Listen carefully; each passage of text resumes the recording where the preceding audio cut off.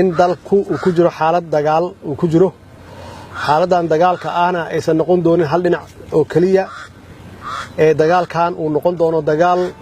hadduu Ilaahay yiraahdo farmaajo oo shaaciyay guuldaradiisa inay ka dambeysay beesha Habargidir isagoo raaligelin siiyay beesha Abgaal kadib kulan uu waxgaradka beesha Abgaal kula qaatay hooyigiisa ku yaala magaalada Muqdisho ee caasimadda Soomaaliya maxaa keenay xilligan in farmaajo iyo odayaasha Abgaal kulan gaar ah ay ku qaataan magaalada Muqdisho maxaa ka qarsoon oo looga hadlay kulanka farmaajo iyo odayaasha xogtan ayaad uga bogan doontaa muuqaalkan balse marka hore waxaan ka dalbanayaa in muuqaalka la garayso channelkan waa Xaqiiq TV haddaad ku cusub subscribe inoo saar faa'iido ay inoo tahay maalin walba joogto ayaad ula socon doontaa xogihii ugu dambeeyay ee ka jira gudaha Soomaaliya iyo sidoo kale kuwa ka qarsoon ee daaha gadaashiisa laga maamulayo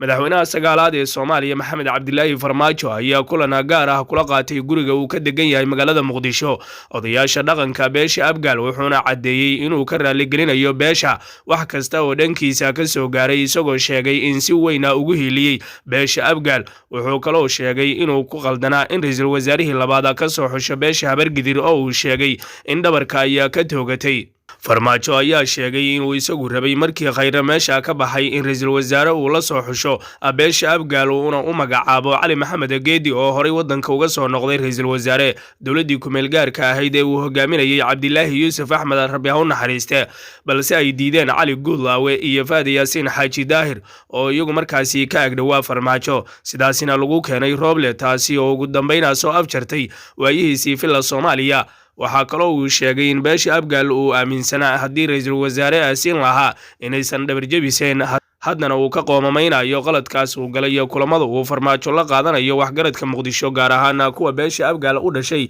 ayaa imaanaya xilli Xasan Sheekh Maxamuud oo isagu ah madaxweynaha dalka ahna amiirka Damujadiid oo dalka madaxweyne uu ka ah uu la daaladacayo guuldarooyin siyaasadeed farmaajo ayaa xilliga kani waxa uu markaasi ka wada magaalada Muqdisho ee caasimadda Soomaaliya kulamo gaar ah oo la yeelanayo waxgaradka reer Muqdisho kuwaas oo markaasi kaga arinsanayo in kuwaas oo uu kaga dalbanayo inay iska cafiyaan oo ay iska saamaxaan maadaama wadanka intii uu madaxweynaha ka ahaa ay dhici karto amaba markaasi ay tahay inay wax ka tabanayeen maadaama odayaashu ay miidiyaha ka hadlayeen dadka ku sugan reer Muqdisho kuwada taageersan farmaajo ayaa waxay sheegeen in dalka hadda uu mugdi galay madaxweynaha iminka talada hayana uu yahay mid lagu qasaaray oo wadankan waxba u qaban kareynin assalaamu calaykum subax wanaagsan saa u jeedaanba maanta waxaan rabaa inaan idinla wadaago kow horta waxaan rabaa inaan u tacsiyeeyo shalay arrintii foolxumada ahayd oo dhacday ee qaraxa ahaa oo ay ku nafwaayeen 6 qof dad badan ay ku dhaawacmeen runtii qaraxyadan waxay noqdeen wax soo noqnoqda oo aan dhammaan saas darteed yaan maanta waxaan u cilaaminayaa ummadda Soomaaliyeed guud ahaan in dalku uu ku jiro xaalad dagaal uu ku jiro xaaladan dagaalka ahna aysan noqon doonin hal dhinac oo kaliya dagaalkan uu noqon doono dagaal hadduu Ilaahay yiraahdo xaq ah bacdama aan xaq ku soconno Ilaahay inuu nala jir doono insha Allah maxaa yeelay annagu waxa naga go'an in ummadda Soomaaliyeed badbaadadeedii aan ka shaqeyno iyo horumarkeeda si qof walba uu nolol fiican u helo yaa naga go'an waxaa qaybaha kala duwan maxaan ku raahdaa amniga ciidamada qalabka sida qof walba oo ka tirsan ciidamada qalabka sida waxaan amar ku siinay inay heegan galaan oo ay qayb ka qaataan nabadeynta runtii magaalada Muqdisho koow iyo guud ahaan gobolada dalka ay qayb weyn ka qaataan maantana runtii isbedel baa dhacay oo waxa yimid taliyaal cusub haddii noqoto xooga ciidamada qalabka sida gaar ahaan xooga taliska maxaan ku raahdaa nabad sugidda iyo booliiska iyo guud ahaan ummadda Soomaaliyeed iyo shacabka Soomaaliyeed waxaan rabnaa inay la shaqeeyaan ciidamadooda qalabka sida oo runtii u heelan inay keenaan ammaanka magaaladan si toos ugu soo celiyaan si noloshii ay normal ugu soo noqoto caruurtooda ay iskuul u aadaan cid alla cidii adduunka nooga imaanaysa wax noogu darsanaysana aysan marnaba ka walwalin nabadgelyadooda waxaan rabaa inaan baaq aan u diro cafis ah dhalinyarada runtii la waalay oo shabaabka ay maxaan ku raahdaa ay waaleen oo ay khaladka uga sheegeen dalkan waxa uu yahay iyo diinteenna maxaan ku raahdaa muqaddaska ah inay noo soo noqdaan oo ay qayb ka noqdaan horumarka dalka waxaan ku soo dhaweynaynaa gacmo furan waxaan dejinaynaa meel waxaan siinaynaa waxbarasho waxaan siinaynaa shaqooyin haddii si khalad wax loogu sheegay dalkan waa dalkoodii annaga waa carruurteenni weeye waxaa laga rabaa in aysan dadkooda laynin aysan hantida dadkooda aysan burburin waxaan ugu baaqaynaa muddo 60 casho ah inay cafis aan siinay ay noo yimaadaan gacmo furan aan ku soo dhaweyno hubka ay ummadooda ku laynayaanna ay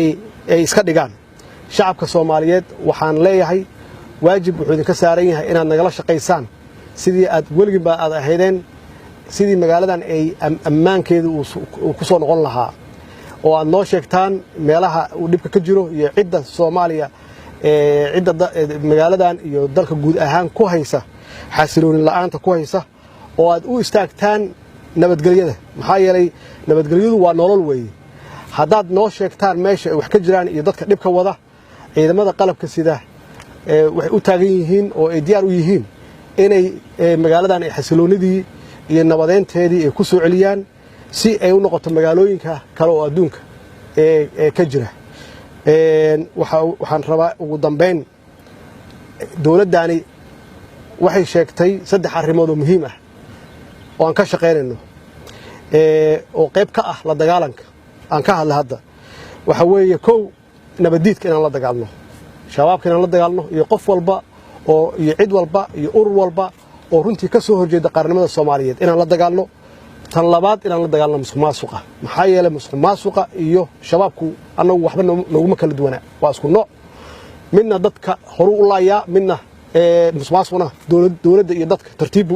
tartiibu maxaan ku raahdaa u dumiyaa tan saddexaad inaan la dagaalno faqriga dadkeenu waa babacsan yihiin dhalinyaradeenu shaqo la'aan badan yaa jirta oo baxsan waxaan doonaynaa in Soomaaliya ay ku soo noqoto siday ay ahaan jirtay oo ah dhalinyaradu inay shaqo helaan dadku inay noolaadaan nabadgelyo buuxa inay timaado saddexdaas arrimood waxaan doonaynaa shacabka Soomaaliyeed inay nagala shaqeeyaan marka la dagaalanka nabadiidka argagixisada la dagaalanka musuqmaasuqa dawladdu waxaad haysataan runtii priority-geeda ama muhiimadeeda koowaad ay tahay inay keento dawlad wanaag ay keento oo musuqmaasuq la dagaasho shacabka Soomaaliyeed waxaan leeyahay idinkuna nagala shaqeeya qaybta faqriga way imaanaysaa haddii la keeno haddii lala dagaalo nabadgelyo xumad haddii lala dagaalo oo shabaabka lala dagaalo cid walba oo runtii Soomaaliya dhibkeeda ka shaqeynaysa musuqmaasuqna lala dagaalo waxa weeye faqriga waa laga baxayaa waa mahadsantihiin wassalaamu calaykum waraxmatullaahi wabarakaatuh